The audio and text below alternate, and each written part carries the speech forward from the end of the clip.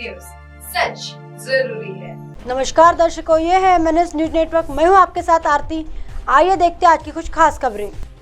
14 लाख करोड़ के पार पहुंचेगा मोदी पुतिन का रिश्ता, पूरी दुनिया के सामने ऐसे बनने जा रहा इतिहास। यह कोशिश पिछले साल से जारी है, जब अमेरिका और यूरोप ने प्रतिबंध लगा दिया और भारत को सस्ता तेल देने को राजी हुआ था। इसका यह असर हुआ कि बीते वित्त वर्ष में भारत और रूस का ट्रेड $40 बिलियन पर पहुंच गया। वैसे यह ट्रेड भारत अमेरिका ट्रेड से करीब 70% कम है। इसी अंतर को पाटने के लिए रोम का सबसे बड़ा डेलीगेशन भारत आ रहा है, जिसमें डिप्टी PM के अलावा देश के कई मंत्री और कंपनियों के CEO भी शामिल होंगे। रूस चाहता है कि दोनों देशों के बीच यह रिश्ता मौजूद रहे। वित्त वर्ष $50 अरब यानी 4 लाख करोड़ के पार पहुंच जाए। अगर ऐसा होता है तो दोनों देशों के बीच यह कारोबार ऐतिहासिक लेवल पर पहुंच जाएगा। विदेश मंत्री और NSA भी होगी बात। रूस के डिप्टी प्रधानमंत्री डेनिस मंटूरोव बिजनेस इंडस्ट्री पार्टनरशिप को नई गति के बीच सोमवार मंगलवार को भारत के हाल के वर्षों में सबसे बड़े बिजनेस इंडस्ट्री प्रतिनिधिमंडल का नेतृत्व करेंगे, जिसमें 25 डिप्टी मंत्री और प्राइवेट कंपनियों के CEO शामिल होंगे। अधिकारियों ने कहा कि मंटूरोव विदेश मंत्री S जयशंकर राष्ट्रीय सुरक्षा सलाहकार। उन्होंने कहा कि वह अपने प्रवास में दौरान वित्त मंत्री निर्मला सीतारमण से भी मिल सकते और जयशंकर के साथ व्यापार से संबंधित और इंटर गवर्नमेंटल कमीशन बना सकते। जयशंकर और मंटूरोव ने पिछले नवंबर में मॉस्को में एक ब्रेनस्टॉर्मिंग सेशन आयोजित किया था, जिसके बाद इस मार्च में एक वीडियो बैठक हुई थी।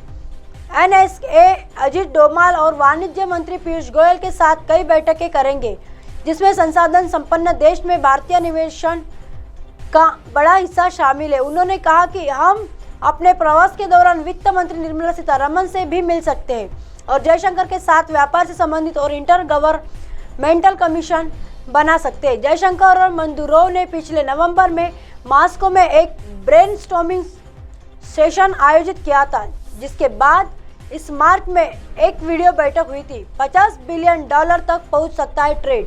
वित्त वर्ष 2022 और 2023 में दोनों देशों के बीच बायलैटरल ट्रेड लगभग $40 बिलियन तक पहुंच गया है, जो अब तक का हाई है। इससे पहले भारत रूस आर्थिक साझेदारी पहले के राजनीतिक संबंधों के मैच नहीं कर रही थी। कुछ अनुमानों के अनुसार रूस के भारत के टॉप ट्रेडिंग पार्टनर्स में से एक के रूप में उभरने के साथ बायलैटरल ट्रेड 2023-2024 में $50 बिलियन यानी 4 लाख करोड़ रुपए तक को छू सकता है, जो कि ऐतिहासिक लेवल पर होगा। रूस को क्या है भारत से उम्मीदें? जानकारों की माने तो दोनों पक्षों का ध्यान स्मॉल मीडियम इंडस्ट्री को एक दूसरे के बाजारों का पता लगाने के लिए प्रोत्साहित करना है। ट्रेड और बिजनेस रिलेशंस को मार्च के अंत में और अप्रैल की शुरुआत में दिल्ली में 2 मेगा बैठकों और रूसी की chamber of commerce and industry द्वारा एक भारत कार्यालय खोलने के साथ एक बड़ा बढ़ावा मिला। भारत रूस संबंधों से परिचित लोगों ने कहा कि जहां भारतीय निर्यात में वृद्धि है, वहीं कई सेक्टर में अधिक मांग देखने को मिल रही है। रूस सुंदर पूर्व में बड़ा भारतीय निवेश चाहता है। मंटूरोव की बैठक में विपक्षीय व्यापार के लिए राष्ट्रीय मुद्राओं में भुगतान पर भी ध्यान केंद्रित किए जाने की उम्मीद है। कई रूसी क्षेत्र भारतीय राज्यों के साथ व्यापारिक साझेदारी करने की मांग कर रहे हैं। मुंबई उद्योग गुट को झटका। BMC वार्डों की संख्या पर HR शिंदे ने फडणवीस सरकार के हक में दिया फैसला। बॉम्बे हाईकोर्ट से उद्धव ठाकरे गुट को बड़ा झटका लगा।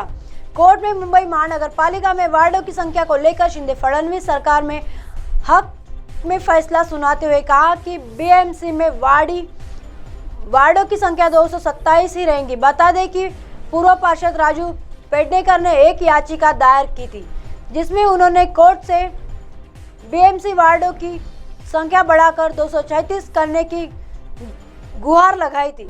आज हाईकोर्ट ने इस याचिका को खारिज कर दिया। अब मुंबई महानगर पालिका में आने वाले चुनाव में वार्डों की संख्या 227 निश्चित रहेगी। 2 पूर्व पार्षदों राजू पेडनेकर और समीर देसाई द्वारा दायर याचिकाओं पर सुनवाई करते हुए जस्टिस एसबी शुक्रे और MW चंदवानी की खंडपीठ ने यह आदेश पारित किया। याचिकाओं में हमें कोई सार नहीं। पीठ ने याचिकाओं को खारिज करते हुए कहा कि हमें दोनों याचिकाओं में हमें कोई सार नहीं मिला, इसलिए दोनों याचिकाएं खारिज की जाती है। पेडनेकर ने शिंदे सरकार के फैसले को संविधान के खिलाफ बताते हुए कोर्ट इस फैसले को रद्द करने की मांग की थी। उन्होंने कहा था कि याचिका पर सुनवाई लंबित रहने तक सरकार के फैसले पर रोक लगाई जाए। इसके अलावा उन्होंने कोर्ट से प्रार्थना की थी कि राज्य चुनाव आयोग 4 मई और 20 जुलाई को सुप्रीम कोर्ट के आदेशों के अनुसार पहले किए गए परिसीमन के आधार पर बीएमसी चुनाव कराए। उनकी याचिका में तर्क दिया गया था कि फरवरी 2022 में उच्च न्यायालय ने एमवे सरकार द्वारा पीएमसी वार्डों को बढ़ाकर 236 करने के लिए शुरू किए गए परिसीमन के खिलाफ याचिकाओं को खारिज कर दिया था। इसके बाद राज्य चुनाव आयोग ने आधिकारिक राजपत्र में एक अंतिम अधिसूचना प्रकाशित की थी। इस पर शिंदे सरकार ने कहा था कि यह याचिका निजी हितों के उद्देश्य के साथ दायर की गई है। क्या था पूरा मामला? बता दें कि उद्धव ठाकरे ने जनसंख्या वृद्धि का तर्क देते हुए बीएमसी की वार्डों की संख्या बढ़ाकर 236 की थी। उद्धव ठाकरे ने अपनी सरकार के दौरान नए क्षेत्रों का परिसीमन कर बीएमसी वार्ड की संख्या 236 कर चुनाव कराने का निर्णय लिया था। वहीं एकनाथ शिंदे की सरकार बन जाने के बाद उन्होंने उद्धव सरकार के फैसले को पलटते हुए वार्डों की संख्या 227 रखने का निर्णय लिया। शिंदे फडणवीस सरकार के इस फैसले के खिलाफ पूर्व शिवसेना नगर सेवक राजू पेडनेकर, जो अब उद्धव ग्रुप में है, न कोर्ट में याचिका दायर की थी, जिसे कोर्ट ने नकार दिया। बीएमसी का कार्यालय फरवरी 2022 में खत्म हो चुका। खारघर हादसे पर राजनीति नहीं, लोगों की मदद करना चाहता हूँ, बोले महाराष्ट्र सीएम एकनाथ शिंदे। महाराष्ट्र के नवी मुंबई के खारघर में भूषण पुरस्कार समारोह में तेज धूप के कारण 11 लोगों की मौत हो गई। इस पर महाराष्ट्र सीएम ने मृतक के परिजनों को 5-5 लाख रुपए की घोषणा कर दी। वहीं इस मामले पर सीएम एकनाथ शिंदे ने अपनी प्रतिक्रिया देते हुए इस हादसे को दुर्भाग्यपूर्ण बताया, साथ ही राजनीतिकरण न करने की बात कही। एकनाथ शिंदे ने पत्रकारों से बात करते हुए इस हादसे को दुर्भाग्यपूर्ण बताया। शिंदे ने कहा कि इस त्रासदी का राजनीतिकरण न किया जाए, हम उन लोगों की मदद करें जिन्हें इलाज की जरूरत है। करीब 50 लोगों को नवी मुंबई स्थित एक अस्पताल में भर्ती कराया गया है, जिसमें अभी भी 24 लोग भर्ती है। वहीं बाकी लोगों को प्राथमिक उपचार देकर छुट्टी दे दी गई। उन्होंने आगे बताया कि मृतक के परिजनों को 5-5 लाख रुपए की आर्थिक सहायता दी गई। वही हादसे के कारण जो लोग अस्पताल में भर्ती हुए, उनका मुफ्त इलाज राज्य सरकार कराएंगी। बता दें कि खारघर के 306 एकड़ के विशाल मैदान में अप्पा साहेब धर्माधिकारी के लाखों समर्थक गृह भव्य कार्यक्रम में पहुंचे थे। केंद्रीय गृह मंत्री अमित शाह ने धर्माधिकारी के महाराष्ट्र भूषण पुरस्कार दिया। इस कार्यक्रम में बैठने की व्यवस्था खुले में की गई थी। महाराष्ट्र में बेमौसम बारिश के बाद अब मौसम में एकदम से बदलाव आया। तेज गर्मी के साथ महाराष्ट्र का पारा 40 डिग्री के आसपास है। निष्काळजीपणामुळे हे सगळे बळी गेले आहेत। बघा, मी एकच सांगतो, मी यावर आता राजकीय भाष्य तुम्ही केलं त्याच्यावर बोलू इच्छित नाही। मला सगळ्यात आधी जे स्त्री सदस्य तिथे उपचार घेत आहेत त्यांना बरं करायचं, त्यामुळे त्यांना ज्या ज्या ठिकाणी त्यांच्या नातेवाईकांना देखील काही सूचना त्यांनी केल्या, काही इतर हॉस्पिटलमध्ये त्यांना शिफ्ट करण्याची आवश्यकता आहे। त्यांनी सूचना केल्याप्रमाणे त्याचंही नियोजन या ठिकाणी करण्याच्या सूचना दिलेल्या आहेत। एक पनवेल महापालिकेचा उपायुक्त दर्जाचा अधिकारी या ठिकाणी डेप्यूट केलेला आहे। त्या सगळ्या नातेवाईकांच्या बरोबर तो संपर्कात राहील, या पेशंटची अपडेट तो त्यांना देत राहील। येणाऱ्या सर्व अडचणी या हॉस्पिटल डॉक्टरांच्या संपर्कात राहून कोऑर्डिनेशनचं काम तो अधिकारी करेल।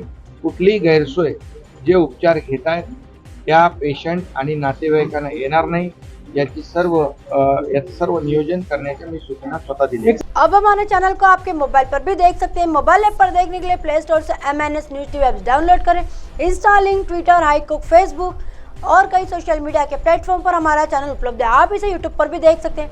आप हमारे चैनल को लाइव भी देख सकते हैं www.mnsnewstv.com। फिलहाल वक्त तो चला दर्शकों ब्रेक से लौटने के बाद देखिएगा देश और दुनिया की तमाम खबरें। बने रहिए MNS न्यूज पर। नमस्कार।